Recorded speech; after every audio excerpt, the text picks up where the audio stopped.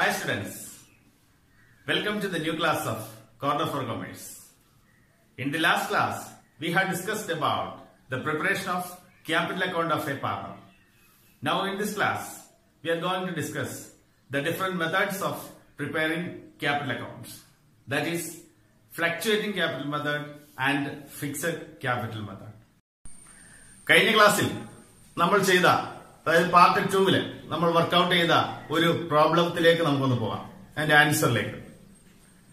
അനു ബിനു എന്ന പേരിൽ രണ്ട് പാർട്ട്നേഴ്സ് ആയിരുന്നു. അനുവിന്റെ ഓപ്പണിംഗ് ക്യാപിറ്റൽ 60,000 50,000. അതുപോലെ സാലറി അനുവിന് 5,000 ഉണ്ട്. ഇൻട്രസ്റ്റ് ഓൺ ക്യാപിറ്റൽ 3,600 3,000 ആണ് രണ്ടുപേർക്കും.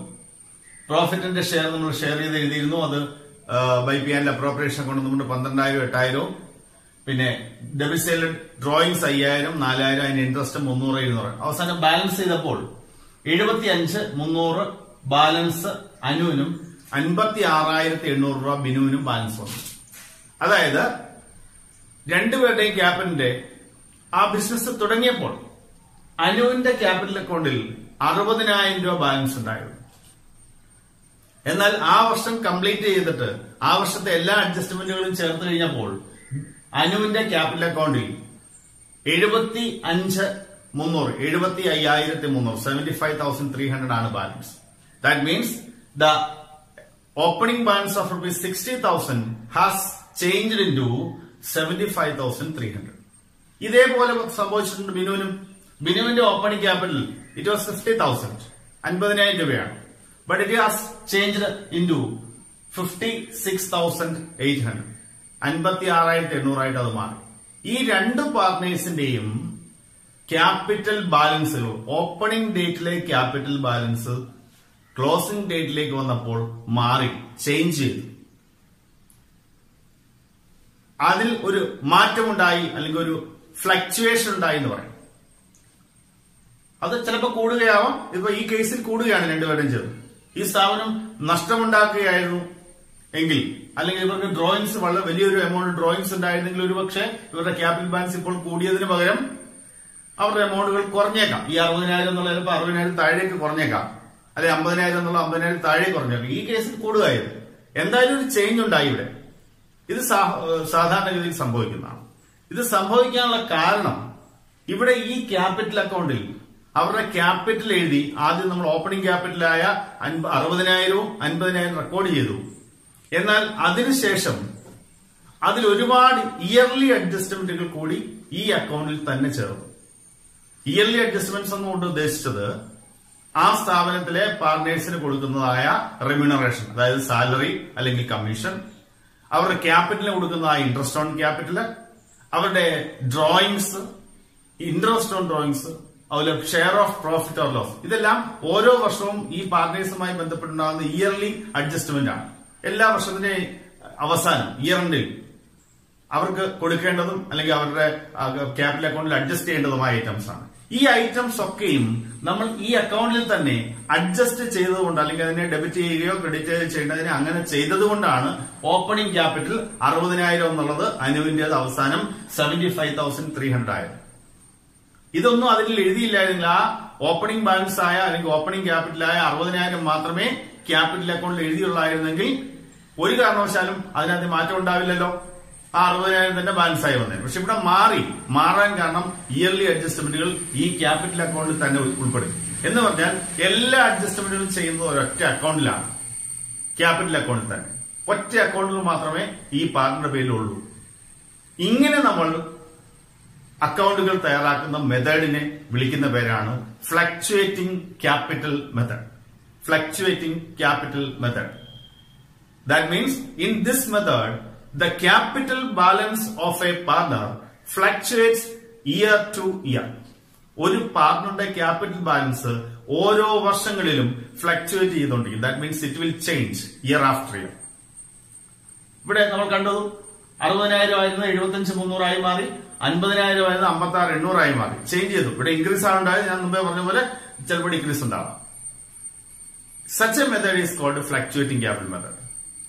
ഇത് ഇങ്ങനെ ഉണ്ടാവാൻ കാരണം നമ്മൾ പറഞ്ഞ് മനസ്സിലാക്കി കഴിഞ്ഞു. എല്ലാ adjustment, all yearly adjustments are made in the capital account itself. That means only one account is prepared and all the yearly adjustments are made in the capital account itself. എല്ലാ അഡ്ജസ്റ്റ്മെന്റുകളും ചെയ്യുന്നത് ഇതിനകത്ത് തന്നെയാണ്. So the capital balance of the partner will fluctuate from time to time or year to year. This method is called the fluctuating capital method or floating capital method. അപ്പോ fluctuating capital method എന്താണെന്നും അതിന്റെ പ്രത്യേകത ഒന്നുകൂടെ പറയാം. In fluctuating capital method, the capital balance of a partner fluctuates from year to year. In this method, we prepare only one account, namely capital account. ഒറ്റ account മാത്രമേ ഒരു പാർട്ണറുടെ പേര് തയ്യാറാക്കുന്നു. അതിനെ ക്യാപിറ്റൽ അക്കൗണ്ട് എന്നാണ് വിളിക്കുന്നത്. And all the yearly adjustments such as remuneration to partners, that means salary or commission to partners, interest on capital, interest on drawings, അതുപോലെ drawings, പിന്നെ share of profit or loss, etc. are all entered in the capital account itself. That is why the capital balance of a partner fluctuates year to year. This method is otherwise called floating capital method. അപ്പോൾ നമ്മൾ ഈ problem workout ചെയ്തിരുന്നത് നമ്മളത് ചെയ്തപ്പോൾ പ്രത്യേകിച്ച് മെത്തേഡിന്റെ പേരൊന്നും പറഞ്ഞില്ല, capital account prepare ചെയ്യാൻ മാത്രമാണ് ചെയ്തത്. എന്നാൽ ആ മെത്തേഡ് യഥാർത്ഥത്തിൽ ഫ്ലക്ച്വേറ്റിംഗ് ക്യാപിറ്റൽ മെത്തേഡിലായിരുന്നു. കാരണം ഒരു അക്കൗണ്ട് മാത്രമേ തയ്യാറാക്കിയുള്ളൂ, ക്യാപിറ്റൽ അക്കൗണ്ട്. ആ ക്യാപിറ്റൽ അക്കൗണ്ടിൽ തന്നെ ഓപ്പണിംഗ് ബാലൻസ് എഴുതി അല്ലെങ്കിൽ ക്യാപിറ്റൽ ഇൻട്രൊഡ്യൂസ്ഡ് എഴുതി, കൂടാതെ എല്ലാ ഇയർലി അഡ്ജസ്റ്റ്മെന്റ്സും അതിനകത്ത് തന്നെ ചെയ്തു. അപ്പോൾ തന്നെ അതിന്റെ ക്ലോസിംഗ് ബാലൻസ് വന്നപ്പോൾ എമൗണ്ട് മാറുകയുണ്ടായി, ഫ്ലക്ച്വേറ്റ് ചെയ്യുകയുണ്ടായി. So this problem is worked out in fluctuating capital method. അപ്പോൾ ഇനി അതിന് പ്രത്യേകിച്ചൊരു ഇല്ലസ്ട്രേഷൻ പറയുന്നില്ല. നമ്മുടെ കഴിഞ്ഞ ക്ലാസ്സിൽ നമ്മൾ ചെയ്ത ആ പ്രോബ്ലം ഫ്ലക്ച്വേറ്റിംഗ് ക്യാപിറ്റൽ മെത്തേഡിൽ തന്നെയാണ് ചെയ്തത്. ഈ രൂപത്തിൽ ഒറ്റ അക്കൗണ്ട് മാത്രം, ഒരു ക്യാപിറ്റൽ അക്കൗണ്ട് മാത്രം തയ്യാറാക്കുന്ന മെത്തേഡാണ് fluctuating capital method. Fluctuating capital മെത്തേഡിൽ ചെയ്ത ഈ കേസിൽ ഓപ്പണിംഗ് ബാലൻസിൽ നിന്നും വ്യത്യാസമുണ്ടായി ക്ലോസിംഗ് ബാലൻസിലേക്ക് വന്നപ്പോൾ. അതിന് കാരണം നമ്മൾ പറഞ്ഞു, ഇവിടെ എല്ലാ അഡ്ജസ്റ്റ്മെന്റുകളും ചെയ്യാൻ വേണ്ടി ഒരു പാർട്ണറുടെ പേരിൽ ഒരു അക്കൗണ്ട് മാത്രമേ ഉള്ളൂ. അവിടുത്തെ പ്രശ്നം അതാണ്. അതുകൊണ്ടാണ് ക്ലോസിംഗ് ബാലൻസ് മാറിയത്. അങ്ങനെ അല്ലായിരുന്നു എന്നൊന്ന് സങ്കല്പിക്കുക. ഓപ്പണിംഗ് ബാലൻസ് അല്ലെങ്കിൽ ക്യാപിറ്റൽ ഇൻട്രൊഡ്യൂസ്ഡ് ക്യാപിറ്റൽ അക്കൗണ്ടിൽ എഴുതുന്നു. മറ്റ് ഇയർലി അഡ്ജസ്റ്റ്മെന്റ്സ് അത് എല്ലാ വർഷവും ഉണ്ടാകുന്നതാണ്. ആ ഇയർലി അഡ്ജസ്റ്റ്മെന്റ്സ് വേറൊരു അക്കൗണ്ടിലേക്ക് മാറ്റിയിരുന്നെങ്കിലോ, അങ്ങനെ വന്നിരുന്നെങ്കിൽ അത് എഴുതാതിരിക്കാൻ പറ്റത്തില്ല. അപ്പൊ അത് ഈ ക്യാപിറ്റൽ അക്കൗണ്ടിൽ എഴുതാതെ മറ്റൊരു സെപ്പറേറ്റ് അക്കൗണ്ടിലേക്ക് അത് മാറ്റിയിരുന്നെങ്കിലോ, അങ്ങനെ മാറ്റിയിരുന്നെങ്കിൽ ക്യാപിറ്റൽ അക്കൗണ്ടിൽ ആ ഓപ്പണിംഗ് ബാലൻസ് മാത്രമേ വരുള്ളൂ. അത് അവസാനം ബാലൻസ് ചെയ്യുമ്പോൾ സെയിം ബാലൻസ് കിട്ടിയേനെ. That means the capital balance will not change, that will remain fixed. അപ്പോ അങ്ങനെ ഒരു ക്യാപിറ്റൽ ബാലൻസ് ഫിക്സ്ഡ് ആയിട്ട് തന്നെ തുടരണമെങ്കിൽ നമുക്ക് ഒരു അക്കൗണ്ട് പോരാ, രണ്ട് അക്കൗണ്ട് തയ്യാറാക്കേണ്ടി വരും. അങ്ങനെ രണ്ട് അക്കൗണ്ടുകൾ തയ്യാറാക്കുന്നു. ഒരു ക്യാപിറ്റൽ അക്കൗണ്ടും ഒരു പാർട്ണറുടെ പേരിൽ ഒരു ക്യാപിറ്റൽ അക്കൗണ്ടും പിന്നീട് അയാളുടെ ഇയർലി അഡ്ജസ്റ്റ്മെന്റ്സ് അഡ്ജസ്റ്റ് ചെയ്യാൻ വേണ്ടി മാത്രമായി ഒരു separate account, that is called a current account. ആ സെപ്പറേറ്റ് അക്കൗണ്ട് നമ്മൾ വിളിക്കുന്നത് ഒരു കറന്റ് അക്കൗണ്ട് എന്നാണ്. So in this case, in the second case, we prepare two accounts in the name of a partner. That is a capital account and a current account.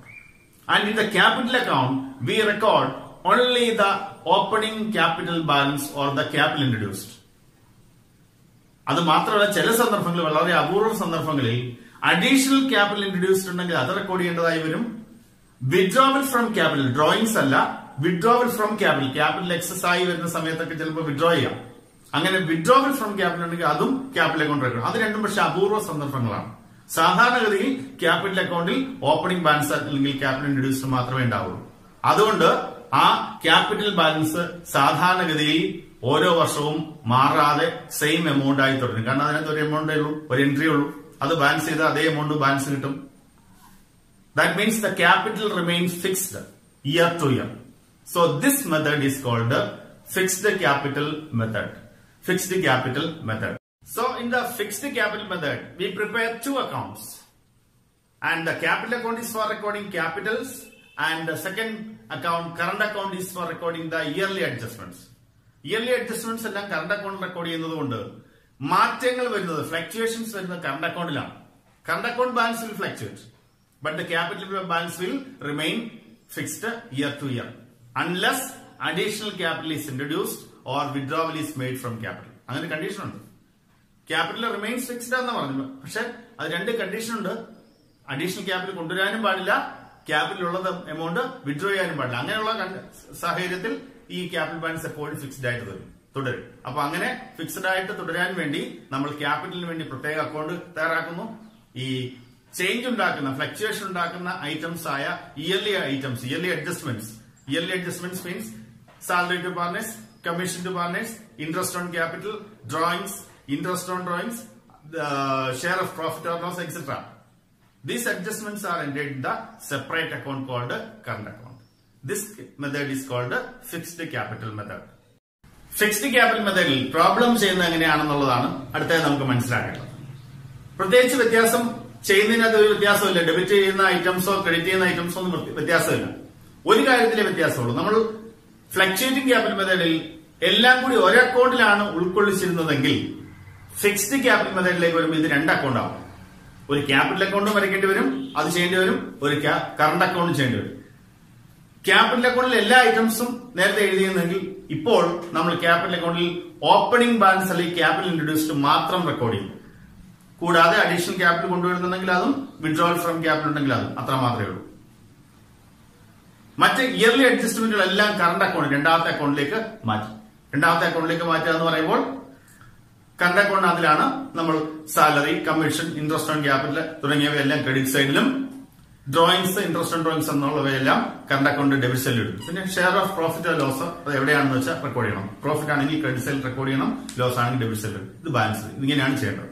നമ്മുടെ ഈ particular കേസിൽ, നമ്മുടെ ഈ പ്രോബ്ലത്തിലെ ഈ സെയിം പ്രോബ്ലം കറണ്ട് അക്കൗണ്ടും capital അക്കൗണ്ടുമായിട്ട് fixed capital method തയ്യാറാക്കുകയാണെങ്കിൽ ഇതിനകത്തിലെ ആദ്യത്തെ ഒരു ഐറ്റം മാത്രം, അതായത് ബൈ ക്യാഷ് എന്നുകൊണ്ട് നമ്മൾ ആദ്യം അനുവും ബിനുവും കൊണ്ടുവന്ന 60,000-വും 50,000 അവരുടെ ആ ഓപ്പണിംഗ് ക്യാപിറ്റൽ മാത്രമേ ഈ കേസിൽ ക്യാപിറ്റൽ അക്കൗണ്ടിൽ വരികയുള്ളൂ.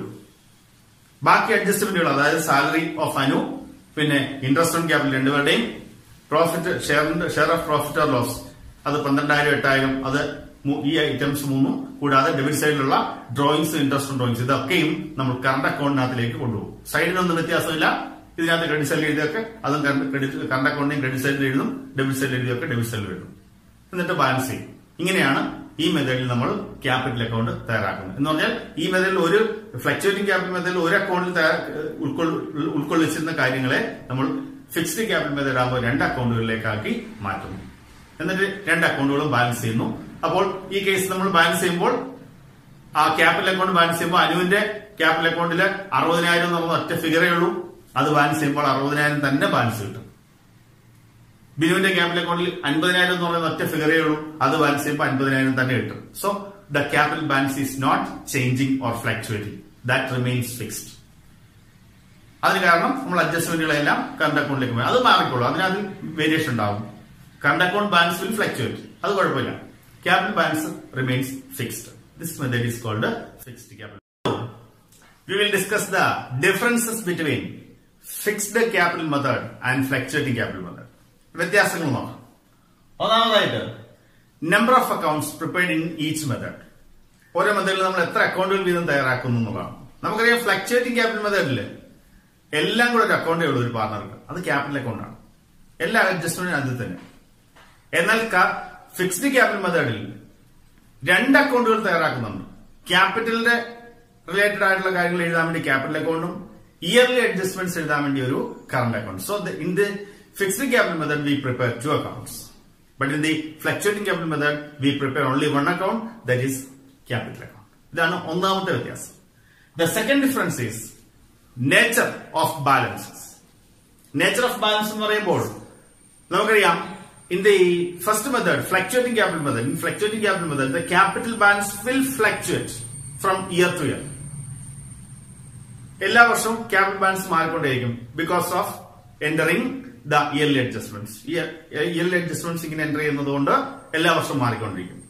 But in the fixed capital method the capital balance of a partner remains almost unaltered. അങ്ങനെ പറയാൻ പറ്റുള്ളൂ. ഓൾമോസ്റ്റ് അൺആൾട്ടേർഡ് എന്ന് പറയാം. ഏറെക്കുറെ മിക്ക സന്ദർഭങ്ങളിലും അൺആൾട്ടേർഡ് ആണ്. ചേഞ്ച് ഇല്ല, ആൾട്ടറേഷൻ ഇല്ല, ഫ്ലക്ച്വേഷൻ ഇല്ല. കാരണം അഡീഷണൽ ക്യാപിറ്റൽ കൊണ്ടുവരികയോ ക്യാപിറ്റലിൽ നിന്ന് ഒരു എമൗണ്ട് വിഡ്രോ ചെയ്യുകയോ ചെയ്താൽ അവിടെയും മാറും. അവിടെയും ക്യാപിറ്റൽ ബാലൻസ് അതിൽ വ്യത്യാസം. എന്നാൽ ഈ രണ്ട് സംഭവങ്ങൾ നടന്നു, ഈ രണ്ട് കണ്ടീഷൻസ് ഉണ്ടായില്ല. അതായത് അഡീഷണൽ ക്യാപിറ്റൽ കൊണ്ടുവരികയോ വിഡ്രോവൽ ഫ്രം ക്യാപിറ്റൽ ഉണ്ടാവുകയോ ചെയ്യാതിരുന്നാൽ the capital balance of a partner remains unaltered. അത് ഫിക്സ്ഡ് ക്യാപിറ്റൽ മെത്തേഡ്. ഇതാണ് അതിന്റെ നേച്ചർ ഓഫ് ബാലൻസുമായി ബന്ധപ്പെട്ട് വ്യത്യാസം പറയാനുള്ളത്. അടുത്തത് അഡ്ജസ്റ്റ്മെന്റ്സ് ആണ്. Yearly adjustments. Yearly adjustments fluctuating capital മെത്തേഡിൽ all yearly adjustments are entered in the capital account itself. അത് ക്യാപിറ്റൽ അക്കൗണ്ട് തന്നെയാണ് ചെയ്യുന്നത്. There is no separate account. But in the case of fixed capital method, all yearly adjustments are entered in the separate account, that is current account. അത്തരം adjustments എല്ലാം ചെയ്യുന്നത് current account ആണ്. ആ current account purpose തന്നെ ഇത്ര yearly adjustments entry ചെയ്യാൻ വേണ്ടിയാണ്. Next one, appearance in the balance sheet. ഓരോ മെത്തേഡിലും ഇത് ബാലൻസ് ഷീറ്റിൽ ഈ അക്കൗണ്ടുകൾ വരുമോ അല്ലെങ്കിൽ എങ്ങനെയാണ് വരുന്നത്? തീർച്ചയായും ഫ്ലക്ച്വേറ്റിംഗ് ക്യാപിറ്റൽ മെത്തേഡിൽ ക്യാപിറ്റൽ ബാലൻസ് ഉണ്ട്. ക്യാപിറ്റൽ തീർച്ചയായും ബാലൻസ് ഷീറ്റിൽ വന്നേ മതിയാവും. ഫിക്സ്ഡ് ക്യാപിറ്റൽ മെത്തേഡിൽ രണ്ട് അക്കൗണ്ടുകളും ഉണ്ട്. ക്യാപിറ്റൽ അക്കൗണ്ടും ഉണ്ട്, കറന്റ് അക്കൗണ്ടും ഉണ്ട്. ഈ രണ്ട് അക്കൗണ്ടുകളും തീർച്ചയായും ബാലൻസ് ഷീറ്റിനകത്ത് വരും. അപ്പോൾ രണ്ട് in fluctuating capital method the capital account that means only one account, that is capital account, that account will appear in the balance sheet. But in the case of fixed capital method both accounts, that means the capital account and current account, will appear in the balance sheet. And the last difference is special mention in the deed. Partnership deed il ഇതിനെക്കുറിച്ച് പ്രത്യേകമായി എന്തെങ്കിലും പ്രതിപാദിക്കണമോ, specific ആയിട്ട് എന്തെങ്കിലും mention ചെയ്യണമോ? Fluctuating capital മെത്തേഡിന്റെ കാര്യത്തിൽ അങ്ങനെ ഒരു ആവശ്യമേ ഇല്ല. It is not necessary to specifically mention anything about the method of keeping capital account in the deed. അങ്ങനൊന്നും പറഞ്ഞില്ലെങ്കിലും നമുക്ക് ഫ്ലക്ച്വേറ്റിംഗ് ക്യാപിറ്റൽ മെത്തേഡിൽ പാർട്ണർഷിപ്പുകൾക്ക് ക്യാപിറ്റൽ അക്കൗണ്ട് പ്രിപ്പയർ ചെയ്യാം. പക്ഷെ ഫിക്സ്ഡ് ക്യാപിറ്റൽ മെത്തേഡിൽ പ്രിപ്പയർ ചെയ്യണമെങ്കിൽ തീർച്ചയായും method of keeping capital account എന്നുള്ള ഐറ്റം വരുമ്പോൾ പാർട്ണർഷിപ്പ് ഡീഡിനകത്തില് ഫിക്സ്ഡ് ക്യാപിറ്റൽ മെത്തേഡ് ആണെന്നുള്ളത് കൃത്യമായി സ്പെസിഫൈ ചെയ്തിരിക്കണം. So it should be specified in the partnership deed about the method of keeping capital account in the case of fixed capital method. Fixed capital method ആണെങ്കിൽ അതാ ഈ മെത്തേഡിലാണ്, fixed capital മെത്തേഡിലാണ് capital account തയ്യാറാക്കുന്നതെന്ന് കൃത്യമായി നമ്മൾ partnership ഡീഡിനകത്തിൽ mention ചെയ്തിരിക്കണം. മസ്റ്റാണ്, നെസസറി ആണ്. But it is not necessary in the case of fluctuating capital method. Dear students, ഇന്നത്തെ ക്ലാസ്സിൽ നമ്മൾ ഡിസ്കസ് ചെയ്തത് ഒരു പാർട്ണർഷിപ്പില് പാർട്ട്നേഴ്സിന് ക്യാപിറ്റൽ അക്കൗണ്ട് ഏതെല്ലാം മെത്തേഡിൽ തയ്യാറാക്കും എന്നുള്ളതാണ്. രണ്ട് മെത്തേഡാണ് നമ്മൾ പറഞ്ഞു കഴിഞ്ഞു, ഫ്ലക്ച്വേറ്റിംഗ് ക്യാപിറ്റൽ മെത്തേഡും ഫിക്സഡ് ക്യാപിറ്റൽ മെത്തേഡ്. ഇതിനകത്ത് എങ്ങനെയാണ് ഇതിന്റെ പ്രത്യേകതകളെന്നും വ്യത്യാസങ്ങളെന്നും പ്രോബ്ലം എങ്ങനെ ചെയ്യുന്നതാണ് നമ്മളൊന്ന് മനസ്സിലാക്കിയത്. മനസ്സിലായി കാണുമെന്ന് കരുതുന്നു. നിങ്ങളുടെ സംശയങ്ങൾ കമന്റ് ബോക്സിൽ രേഖപ്പെടുത്തിയാൽ അത് നിവാരണം നടത്തുന്നതിനെ കുറിച്ച് നമുക്ക് ചിന്തിക്കാവുന്നതാണ്. നിങ്ങൾ നമ്മുടെ ചാനൽ സബ്സ്ക്രൈബ് ചെയ്തിട്ടില്ലാത്തവർ ചാനൽ സബ്സ്ക്രൈബ് ചെയ്യണം. എല്ലാവർക്കും നന്ദി, നമസ്കാരം.